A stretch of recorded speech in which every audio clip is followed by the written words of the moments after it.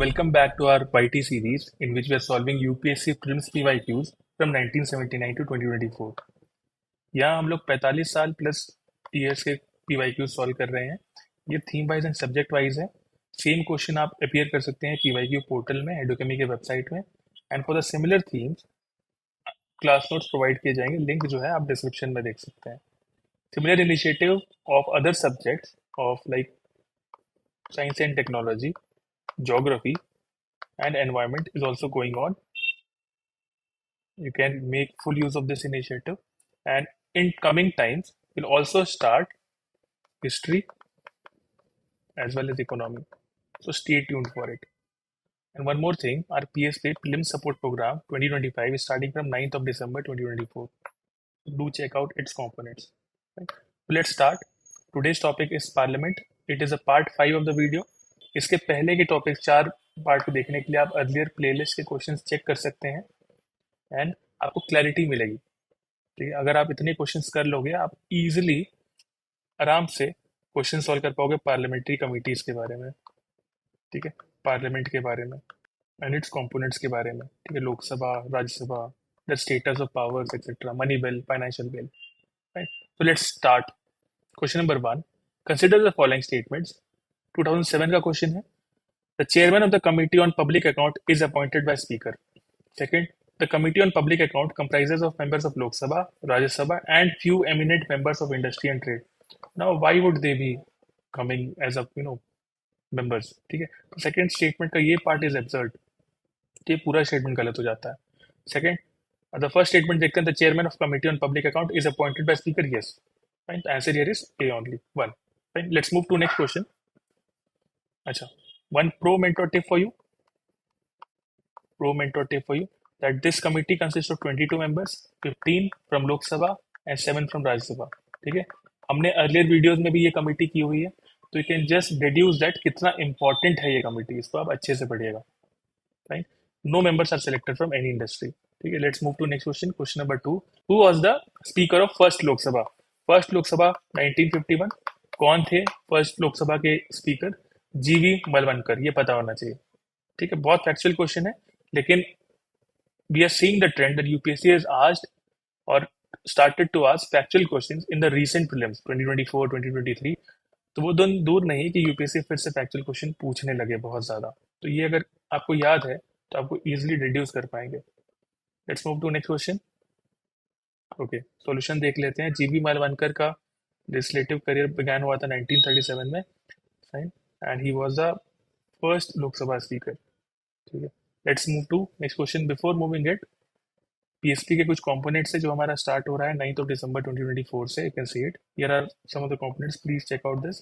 Test हैं, marathon sessions हैं, book reading sessions हैं, रिवीजन सेशंस भी हैं, sectional and full length test हैं, यूपीएससी के मिक्स टेस्ट हैं, रिवीजन होगा करंट अफेयर्स का, सीसैट भी है, मेंटरशिप एंड टेस्ट डिस्कशन है, एट लास्ट प्रयास है। Right, and here are some of the USPs of PSP, that around 45% qualified, 50% direct hit था क्वेश्चन में, एंड इससे एक्यूरेसी बहुत बूस्ट हुआ एंड कॉन्फिडेंस भी बढ़ा बच्चों का। Let's move to next question. Question number 3, the council of ministers in the union of India is collectively responsible both to Lok Sabha and Rajya Sabha. और दिस इज रॉन्ग, राज्यसभा नहीं है ना, राज्यसभा नहीं है, सिर्फ लोकसभा को रिस्पॉन्सिबल है। फाइन, बिकॉज लोकसभा इज लोक, हाउस ऑफ पीपल। ठीक है, Rajya Sabha is council of states, राज्य स्टेट। फिर ये पहला स्टेटमेंट गलत हो जाता है, तो अपने आप मेरे पास आंसर आ गया, A is false and R is true.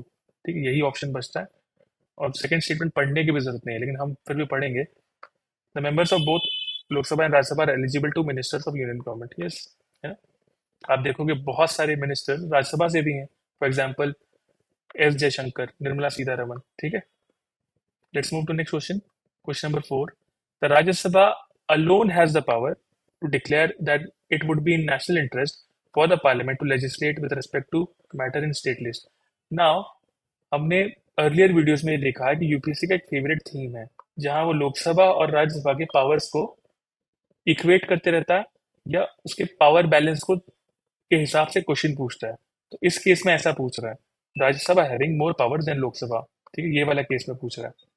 ठीक है, तो this is article 249 which talks about that Rajya Sabha alone has the power to declare that it would be in national interest for the parliament to legislate with respect to matter in state list. ठीक है, yes, this is correct.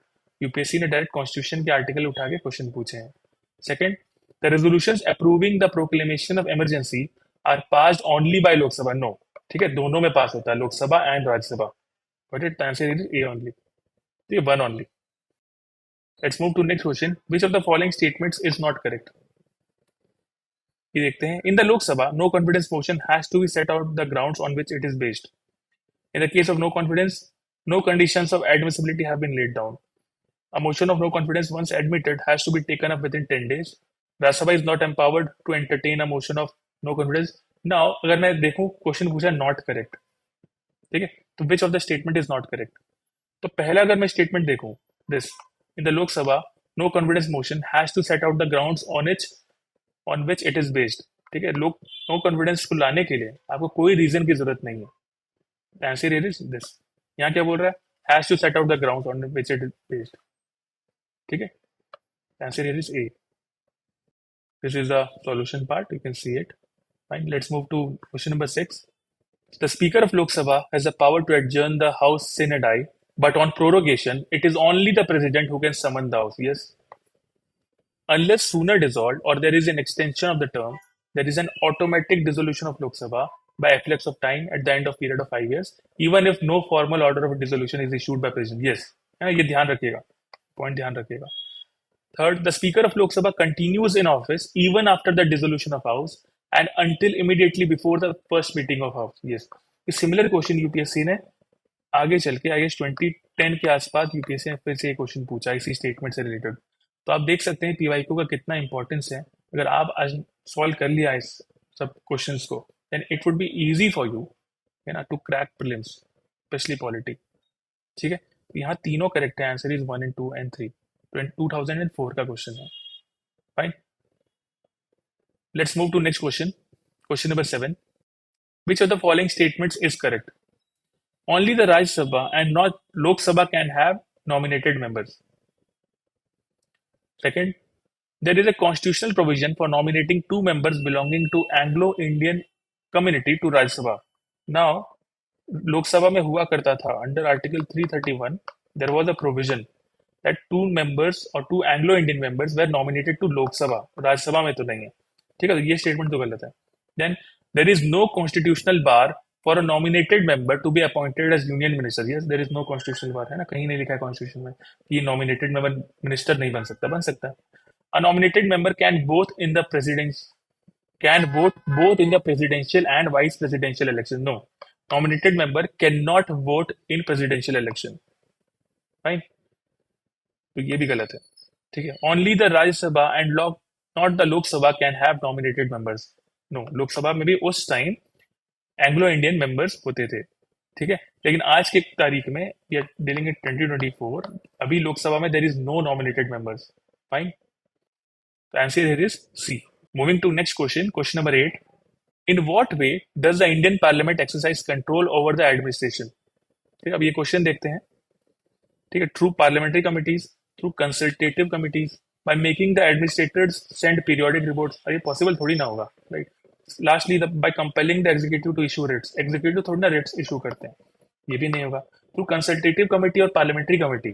ठीक है, इन दोनों में से ज्यादा logical ये this है, parliamentary committee, because it is an effective tool. ठीक है, और हमेशा ध्यान रखिएगा, तो जो दो सिमिलर ऑप्शन होते हैं इन जनरल उसमें आंसर होता है। यहाँ भी कमिटीज है, यहाँ भी कमिटीज है। ठीक है, तो अगर मुझे एलिमिनेट भी करना है तो मैं ए और बी को साथ में रखूंगा कि आंसर इससे हो सकता है। फाइन, तो ये एक ट्रिक भी है। This is kind of a pro mentor tip for you. Always try to figure out similar kind of statements और ऑप्शन। सिमिलर ऑप्शंस पे जनरली आंसर होता है। ठीक है, अगर आप यूपीएससी का ट्रेंड देखेंगे। नेक्स्ट क्वेश्चन की तरफ बढ़ते हैं। यहाँ आंसर है ए। ठीक है, the parliament can make any law for the whole or any part of for the implementing international treaties with the consent of all the state, with the consent of majority, with the consent of states concern, without the consent of any state, है ना।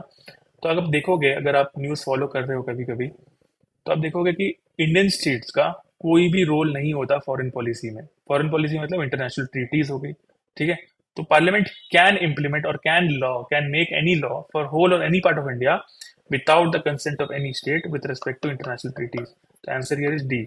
हमेशा ध्यान रखिएगा, state का कोई role नहीं होता foreign policy या फिर इंटरनेशनल ट्रीटीज में। But in the upcoming times, we are living in an era of cooperative federalism state का रोल होना चाहिए फॉरेन पॉलिसी में. That's my suggestion. ठीक है. Ninth answer is D. Let's move to next question. Question number 10. The Indian parliamentary system is different from British parliamentary system in that India has. अब चार option है. अब British और India दोनों में real और नॉमिनल एग्जीक्यूटिव हैं. दोनों में कलेक्टिव रिस्पॉन्सिबिलिटी है बिकॉज पार्लियामेंट्री गवर्नमेंट है. दोनों में बाइकैमरल लेजिस्लेचर है ना, हाउस ऑफ लॉर्ड्स वहां भी है, हाउस ऑफ नो पीपल वहां भी है. But this system of judicial review is in India.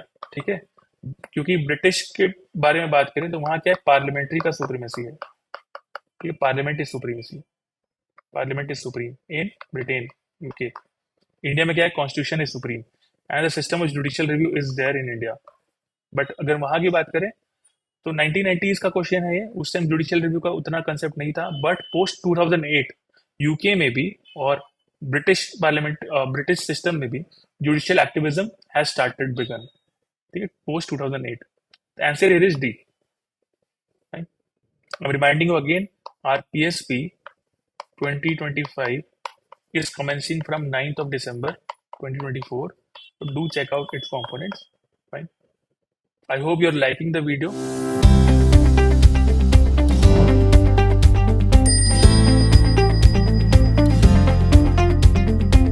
Pro mentor tip for you. What you need to remember is some key themes of parliament, like parliamentary committees, especially finance committees. ठीक है. जो कि public account, estimates, public undertaking है. ठीक है. Second, office of speaker पता होना चाहिए. ठीक है. Third, different types of motions पता होना चाहिए. You have adjournment motions, you have non confidence motions. Got it. तो this is kind of pro mentor tip for you. आप इस थीम्स को अच्छे से कवर कीजिए. It would be very easy for you to solve questions. Thank you.